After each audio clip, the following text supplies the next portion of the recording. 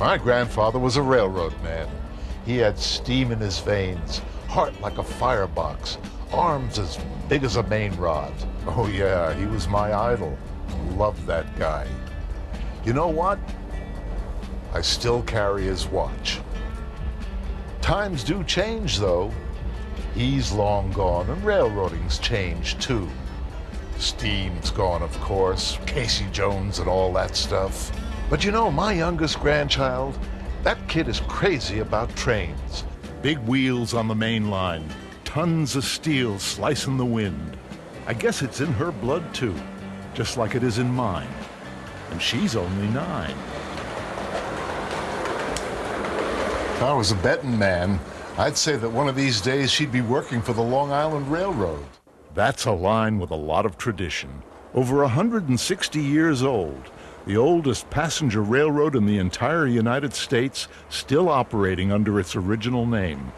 There were 30 small railroads all over Long Island. Over time, they were pulled together into the Long Island Railroad. Funny thing is, the Long Island Railroad really started out as a New York to Boston railroad. They were going to carry travelers from the East River straight to Greenport, where they'd get on a steamer, cross the Sound, and pick up the train to Boston in Stonington, Connecticut. But direct service from New York to Boston straight along the Connecticut shoreline began a few years later in 1847, and that forced the LIRR to turn its sights on Long Island, not New England, to look toward nearly empty woods and farmland for what was to become the future of the railroad, of the island, of New York City itself. The line did a lot to promote Long Island in the early years, helped turn it into a vacation area, carried its produce to the big city, set up stations anywhere they thought home builders might someday be persuaded to settle, or in one case, built a station for a rather remarkable reason. Railroading is in my blood. My grandfather came to this country when he was 17 years old to work for the railroad at the turn of the century, just about the time that this station was built by William Vanderbilt to accommodate the guests for his daughter's wedding. If you'll notice, the portico is where the guests came, and the horses and carriages were here to transport them to his estate. The building of the Oakdale station opened up this part of Long Island for all to enjoy. Teddy Roosevelt. Now there was a grand old American. Rough Rider, trust buster, the man who made the Panama Canal possible. When he was president, he summered in Oyster Bay, and for a while that station was one of the busier stops on the system. Thanks to the efforts of a guy named Alexander Stewart, even before Teddy Roosevelt, commuters were already starting to move to the island. He built Garden City, the first planned community in the entire United States. He built houses, he built the hotel, waterworks, everything that a village would need. And to cap it all, he built a railroad, the Central Railroad of Long Island, as he called it, and which is now, of course, part of the Long Island Railroad of today. To get the material for houses, he extended the railroad out to Bethpage and transported all of that material here to the village for use.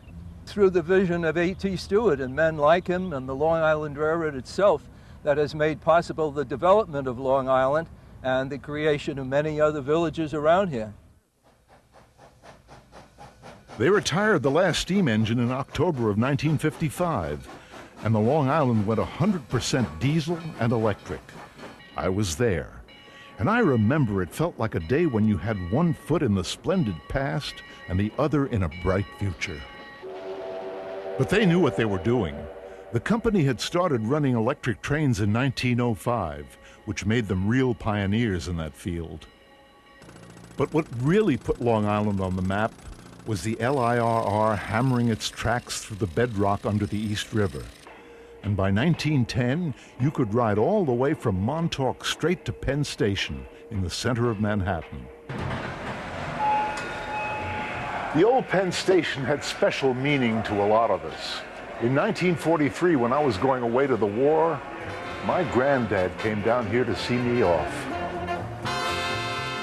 We left women behind, but they picked up our wrenches and hammers and ticket punches, and the Long Island hardly missed a beat.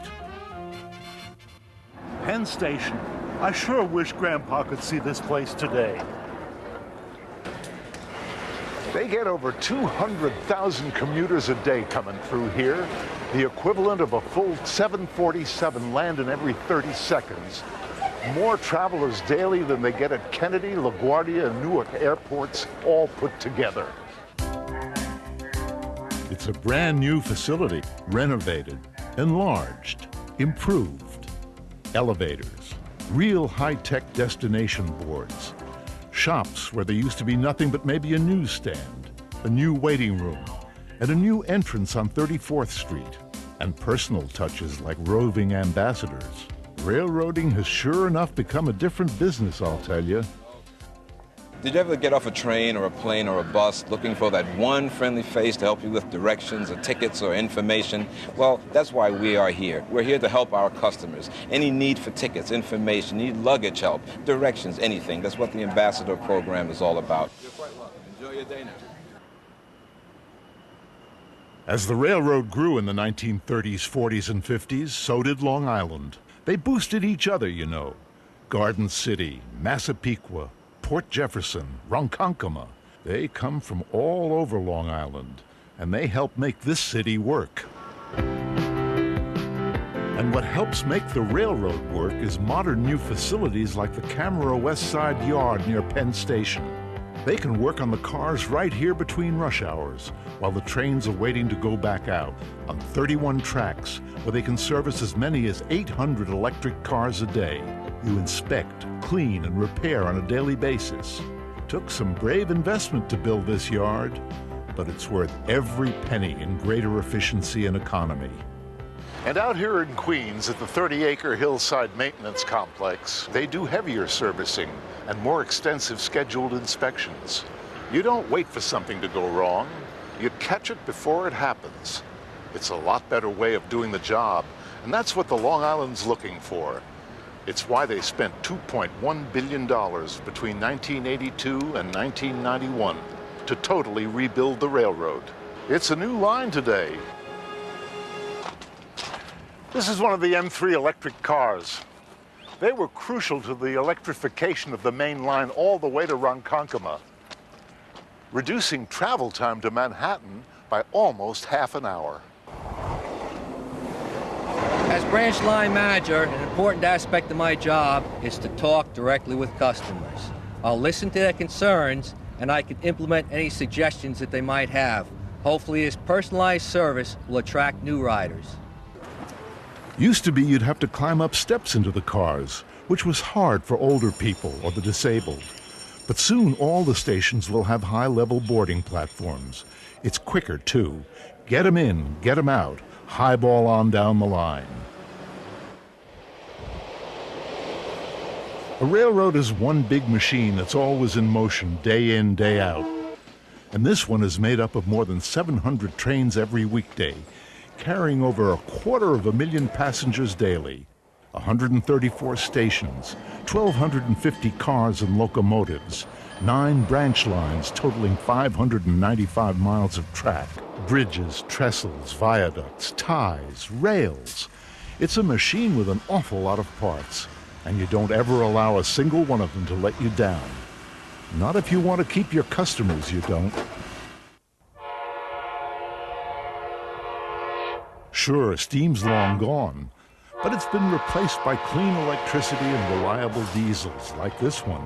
You can still feel the power in the throttle, the rumble of the roadbed through the footplates, the energy of pistons and cranks and rods. Granddad would have understood.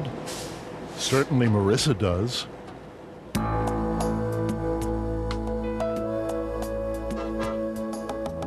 This railroad's renaissance started in 1968. When they formed the Metropolitan Transportation Authority and made the Long Island part of it. Today, its new bi-level cars, new diesel locomotives are all part of the LIRR's third 5-year capital investment program. In the next few years, another $1.1 billion will have been spent for new equipment, maintenance, and regional transportation hubs to interlink the trains with local bus networks.